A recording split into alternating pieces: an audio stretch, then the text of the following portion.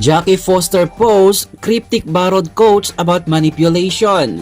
Palaisipan ngayon sa netizens kung may kaugnayan ang cryptic post ni Jackie Foster sa napapabalitang hiwalayan ng anak niyang si Kobe Paras at kapuso aktres na si Kylene Alcantara.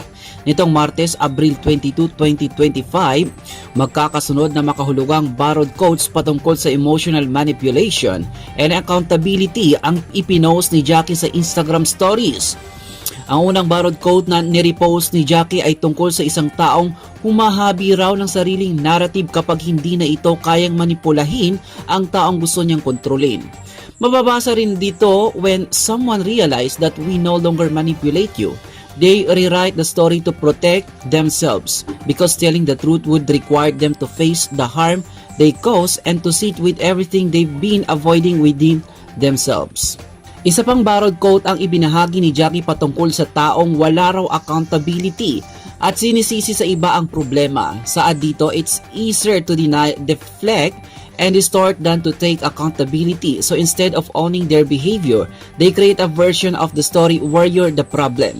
But their narrative doesn't change your reality and your healing doesn't require their validation. Malaman ang ginamit ni Jackie na hashtag sa hashtag #MamaWithReceipt sa dalawang IG stories. Sa isa pang IG stories ni Jackie, manipulation is when they focus on how you reacted instead of how they treated you. Mabilis na pinag-usapan online, malamang ang Instagram stories ni Jackie. Kung pagbabasihan ang hashtag ni Jackie, tila ipinapahiwatig nito na may kaugnayan sa anak ang kanyang post.